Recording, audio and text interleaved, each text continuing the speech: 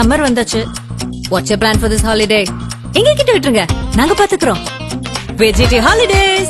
GT Holidays, South India's #1 travel brand. ஆதன் தமிழர்களுக்கு வணக்கம். பல்வேறு துறைகளில் ஆக சிறந்த ஆளுமைகளை சந்தித்து நாம் நேர்காணல் எடுத்து வருகிறோம். அந்த வகையில் நம்மோடு இணைந்திருக்கிறார் அரசியல் விமர்சகர் திரு எஸ் ஸ்ரீராம் அவர்கள். அவரிடம் கேட்பதற்கு நிறைய இருக்கின்ற வாருங்களோடமே கேட்போம். வணக்கம் ஸ்ரீராம் சார். வணக்கம் வணக்கம். எப்படி இருக்கீங்க மாதேஷ்? நீங்க? நல்லா இருக்கும் சார். பகல்காம் தாக்குதலுக்கு பதிலடியாக ஆபரேஷன் சிந்தூர் அப்படின்ற பெயர்ல ஒரு மிகப்பெரிய தாக்குதல் சம்பவத்தையும் அதே போல ஒரு ரிட்டாலியேஷனையும் இந்திய ராணுவம் நடத்தி இருக்கிறது. ஒரு இந்தியனாக உங்களுடைய உணர்வு எப்படி இருக்கு சார்? இந்தியனாக ரொம்ப பெருமையா இருக்கு. அதே சமயத்துல நம்ம முதல்ல இந்த டிபேட்டை பேசுறதுக்கு முன்னாடி மதத்தை ஒரு தீவிரவாதத்திற்கு பயன்படுத்தும் எந்த ஒரு விஷயத்தையும் நம்ம ஏற்கக்கூடாது.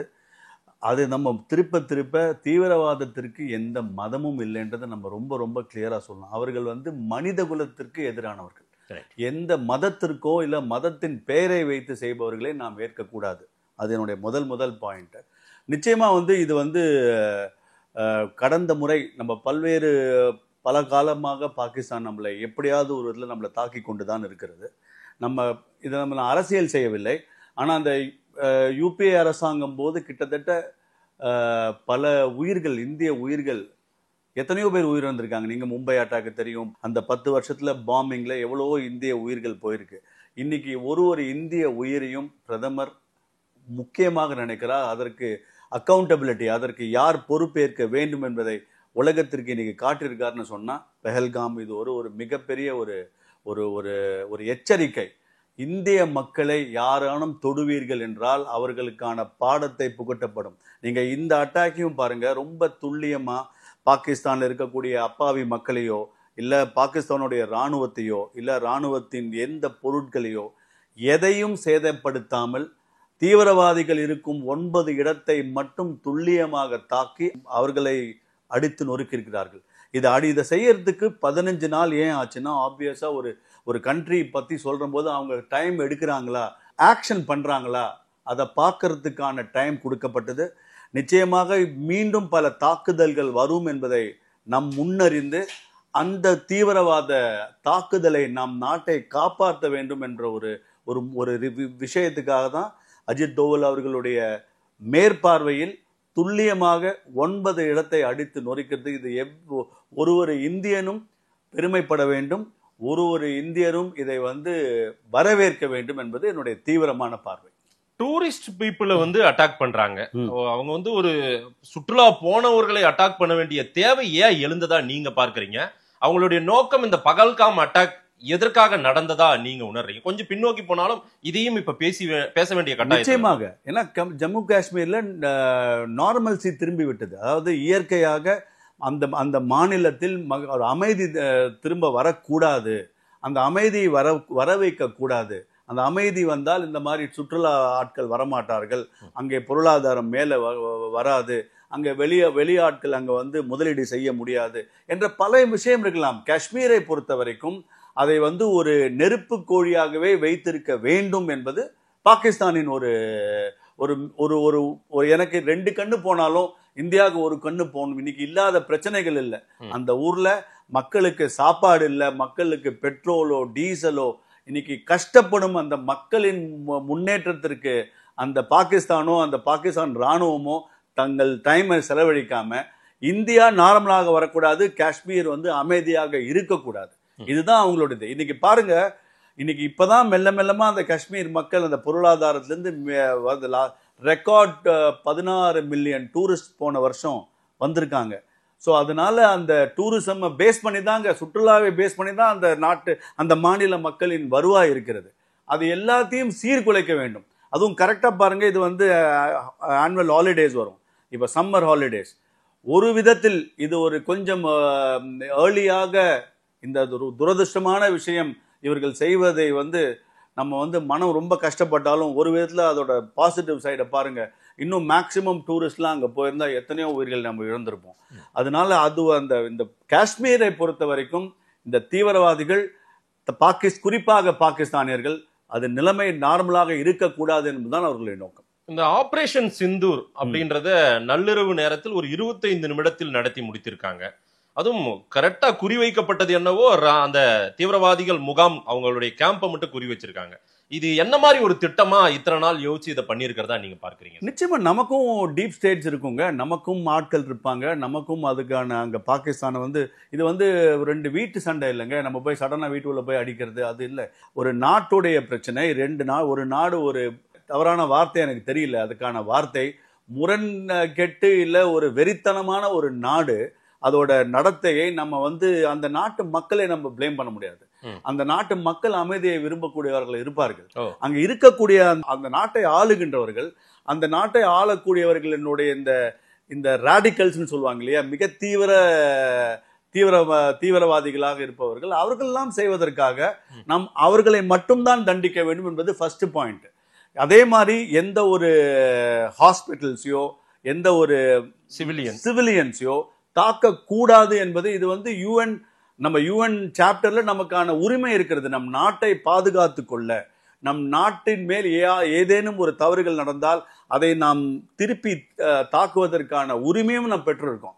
நம்ம போய் அதுக்கு பாகிஸ்தான் ஆர்மியை நம்ம சண்டை போடல, நம்ம சிவிலியன்ஸ் அடிக்கல.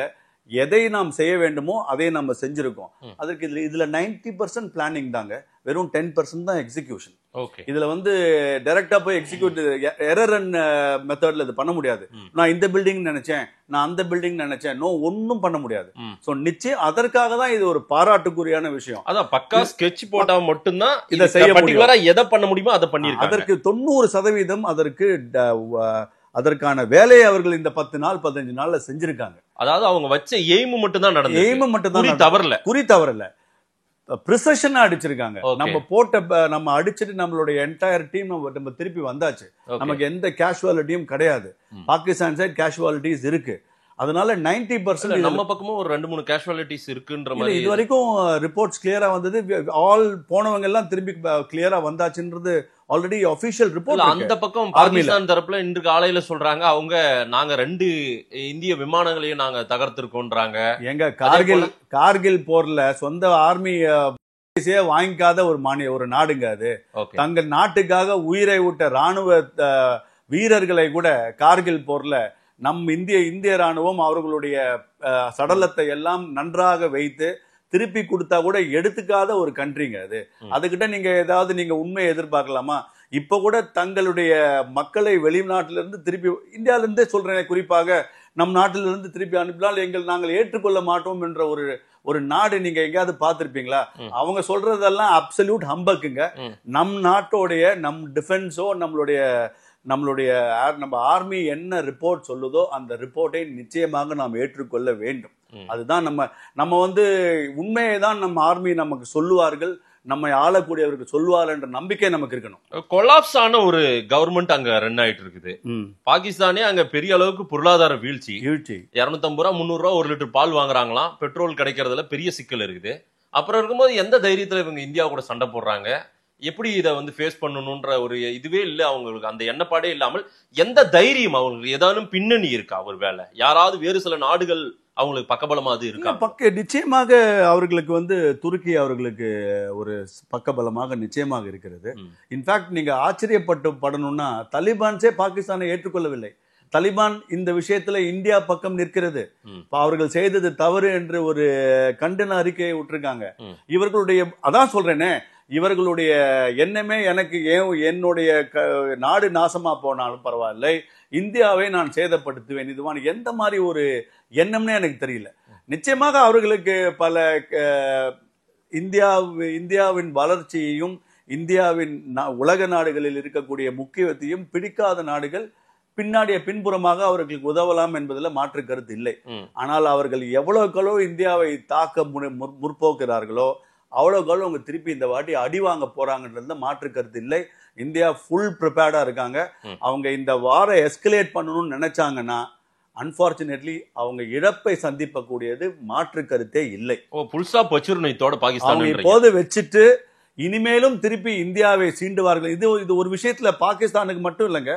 இன்னைக்கு நம்ம இன்னொரு அண்டை நாடான பங்களாதேஷும் இன்னைக்கு ஒரு நல்ல ஒரு டெமோக்ரஸி நாடு, அமைதியாக போய்கொண்டிருந்த நாட்டை அங்க இருக்கக்கூடிய இந்த மாதிரியான ஒரு ராடிக்கல் அரசாங்கத்துக்கு கொடுத்தாரு வந்திருக்கு இப்ப அந்த நாடு. ஆமா, என்ன வரும் என்பது நமக்கு தெரியாது. அப்படி பார்த்தா இந்தியா தான் பங்களாதேஷை உருவாக்குனது. ஆமாங்க, கூட நின்னு support நல்ல பண்ணது. எண்ணத்தில் ஆனா உருவாக்கி இன்னைக்கு இந்தியாவுக்கு எதிராக நிக்கிறாங்க அவங்க. அங்க இன்னைக்கு இருக்கக்கூடிய இருக்கிற government. என்னைக்குமே அப்படி அவங்க இருந்தது இல்லை. ஆமா, இப்ப இருக்கக்கூடிய இந்த இப்ப சமீப காலமா இந்த 1-2 ஆண்டுகளாக ம். நீங்க ஹசீனா அவர்களை எப்படி வெளில ஓவர் நைட்டா தூக்க முடியாது. ம். சோ நிச்சயமாக அங்கேயும் இந்த மாதிரியான கிளர்ச்சியாளர்கள், இந்த மாதிரியான ஒரு ராடிக்கல்ஸ் அந்த நாட்டிலும் உள்ள போயிருக்காங்கன்றதுதான்.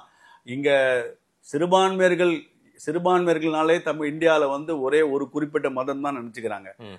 அதையோட சிறுபான்மையர்களாக ஜெயினிசம் இருக்காங்க, சொராஷ்டிரம் இருக்காங்க, அந்த மாதிரியான ஆட்கள் இருக்காங்க. இங்கே நன்றாக இருக்கும் போதே நன்றாக எல்லாரையும், இந்த வார்த்தையே நான் முதலில் ஏற்றுக்கொள்ளாதவன், சிறுபான்மை என்ற வார்த்தையை நான் ஏற்றுக்கொள்ளாதவன். ஒரு குடிமகனும் இந்தியனாக தான் நான் பார்ப்பேனே தவிர அவன் சிறுபான்மை என்ற எண்ணமே அது இந்த அரசியல்வாதிகள் செய்யும் சூழ்ச்சி. எல்லாரும் இந்தியர்கள்னு பார்க்கணும். அப்படி அந்த பார்வை இல்லாமல் இந்த மாதிரியான வார்த்தையை இங்க பயன்படுத்தி அவர்களுக்கு இங்க அச்சுறுத்தல் இருக்கிறது என்று சொல்பவர்கள், இந்துக்கள் பாகிஸ்தான்ல 11-18% இருந்து இன்னைக்கு 3% இருந்திருக்காங்க. யாராவது ஏதாவது பேசுறாங்களா? இன்னைக்கு பங்களாதேஷ்ல இந்துக்களை திரத்தி சாவடிக்கிறாங்களே, இங்க யாராவது இங்க ஒரு குரல் கொடுக்குறாங்களா அங்க இருக்கக்கூடிய இந்துக்களுக்கு? சோ அதனால இந்த அரசியல் செய்பவர்கள் செய்து கொண்டுதான் இருப்பாங்க. ஆனா இந்த ஒரு இந்தியனும் இந்தியனாக பார்க்கணும். இங்க சிறுபான்மை பெரும்பான்மை என்ற வார்த்தையே பிரிவினை வார்த்தை. அது நிச்சயமாக அது நல்லது அல்ல என்பது என்னுடைய பார்வை. நேரில் வந்து நேரம் கொடுத்து பேசியமைக்கு நன்றி ஸ்ரீராம் சார். உங்களுக்கும் நேயர்களுக்கும் மிக்க நன்றி.